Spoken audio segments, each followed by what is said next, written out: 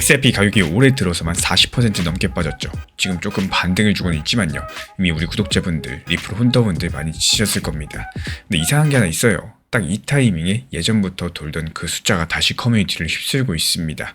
589라는 숫자인데 XRP가 언젠가 589달러에 도달한다는 그 이야기. 근데 오늘 제가 드리고 싶은 질문은 이겁니다.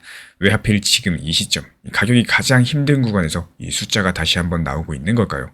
그리고 이 숫자에 집중하는 동안 홀더분들이 진짜로 놓치고 있는 건 뭔지 살펴보도록 하겠습니다. 먼저 이 589 얘기 자체가 정말 오래됐어요. 몇 년 전에 베어 러블가이라는 정체불명의 인물이 올린 이미지 한 장에서 시작이 된 건데요. 거기서부터 사람들이 숫자 해석을 붙이기 시작을 했고, 그리고 어떤 사람들은 이게 엘리트들이 짜놓은 금융개혁 코드라고 믿고 있습니다. 이걸 뒷받침하는 근거로 많이 나오는 게 바로 코맥스 589 규칙이라는 건데요. 이게 무슨 뜻이냐? 미국의 상품거래소에 실제로 존재하는 규정입니다. 2014년 12월 이때 만들어졌었고요.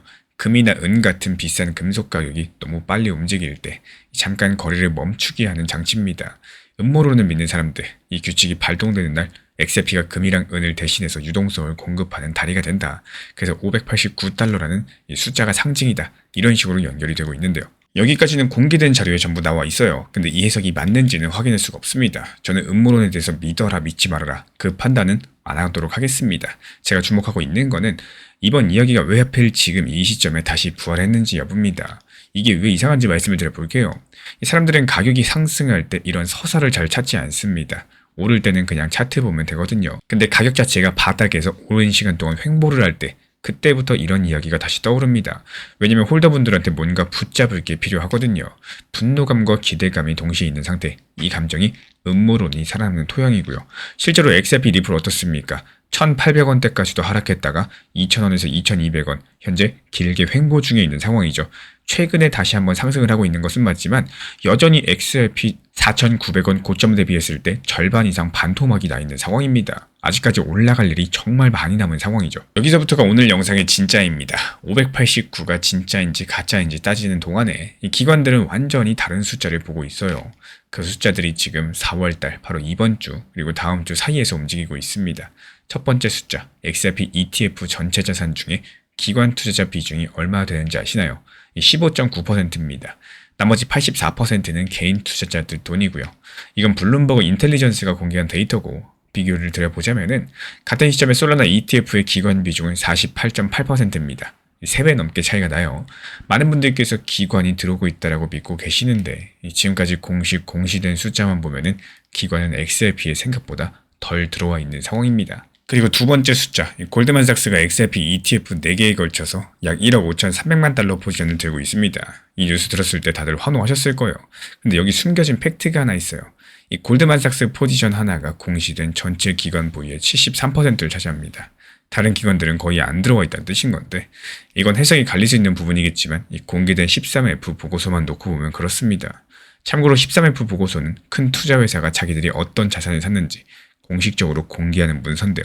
여기까지 들어보시면 좀 답답하실 겁니다. 근데 바로 여기서 진짜 중요한 타이밍 얘기가 시작이 되는데요. 지금 미국의 상원은행위원회가 클래리티 법안 마크업을 준비하고 있어요. 마크업이라는 것은 법안을 수정하고 통과시킬지 정하는 회의입니다. 이게 4월 하반기, 그러니까 바로 지금 이 시점에 예정이 되어 있는 상황이고 이걸 놓치면 안 되는 이유가 바로 있습니다. 5월까지 이 단계를 못 넘기면 중간선거 일정 때문에 2026년 안에 통과되기가 굉장히 어려워집니다. 이 법안이 통과되면 어떤 일이 생기느냐? 시장 예측에 따르면 XRP ETF 누적 유입이 약 50억 달러까지 갈 수 있다는 전망이 있는데요. 지금까지 유입된 총액이 14억 달러 수준이니까 3배가 넘는 자금이 더 들어올 수 있다는 얘기입니다. 그리고 또 한 가지 많은 분들께서 궁금해하시는 블랙록, 왜 아직 XRP ETF 안 되냐? 업계에서 나오는 얘기는 이렇습니다. XRP ETF 전체 자산이 약 30억 달러에 도달해야지 상업적으로 의미가 있다.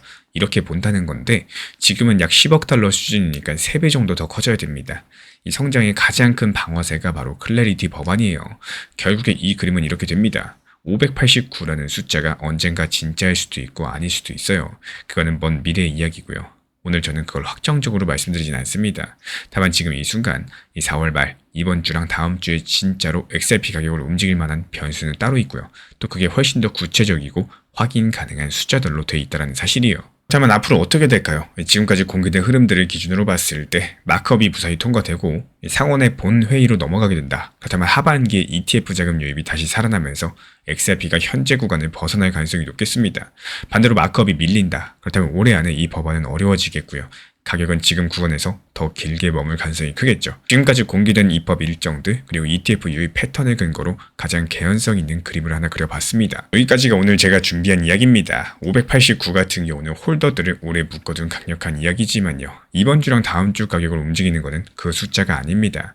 지금 진짜 방어세는 상원의 은행위원회 일정, ETF 기관 비중, 그리고 골드만삭스 한 곳에 편중 등 공시 구조겠습니다. 이 세 가지를 같이 지켜보시는 게 실용적이고, 그래서 다음 영상에서는 이 질문 하나를 파볼 거예요. 골드만삭스는 왜 하필 그 4개의 XRP ETF만 골라 담았을까요? 이미 지나간 거 어쩔 수 없다라고 해도 앞으로 찾아올 반등들, 상승장에 대한 준비는 미리 전부 해 놓으셔야 됩니다. 이 시장은 좋으나 싫으나 상승 이후의 고점, 그 다음은 하락으로 이어지게 되어 있는데요. 반대로 또 하락 다음은 반등이고요. 그리고 상승했다가 고점 찍고 나서 또다시 하락으로 이어지는 게 이 투자시장의 기본적인 흐름이다. 이렇게 보여지고 있어요. 영원한 상승과 영원한 하락이 없다라고 했을 때 지금 하락 시장에 대해서 다음 찾아오는 반등장 어떤 준비를 미리 해놓느냐, 여기에 따라 가지고 만족감이 다를 거다라고 생각을 합니다. 자주 말씀을 드리고 있지만요, 몰빵 투자라는 건 정말 위험하다라는 것들을 알고 있고 또 시장을 준비하셔야 된다라는 거예요. 제가 안내드리는 리플 정보방에서도 마찬가지입니다. 아무리 좋은 리플 코인이고 단기 저점이었다라고 할지라도 이걸 몰빵으로 매수하거나 혹은 매도할 때 또 몰빵으로 매도하시는 게 아니라 어떤 시장이 찾아와도 흔들리지 않는 원칙 매매에 대해서 중요하게 안내드리고 있는 이유, 지금 시장이 하락장이라고 할지라도요, 또 더 하락할 수도 있고 반대로 상승장이라고 할지라도요, 갑작스럽게 하락으로 이어질 수 있기 때문이겠습니다. 코인 시장에서 수익을 내는 사람과 물리는 사람 차이는 딱 한 가지입니다. 나만의 전략이 있느냐 없느냐. 실제로 이번에 불과 하루 이틀 만에 빠르게 수익 낸 매매 기록들을 뜯어보면요, 이 세 개 다 같은 원리로서 움직였습니다. 먼저 상승할 수 있는 이유가 있는 종목을 골랐고요. 그리고 차트에서 더 이상 내려가지 않는 지지선을 확인을 했고요. 그리고 보조지표 3개가 동시에 매수 신호를 줄 때 상승 확률이 높은 타점이다 판단을 하고 매수가 들어갔던 겁니다. 그렇다면 그 3개가 뭐냐?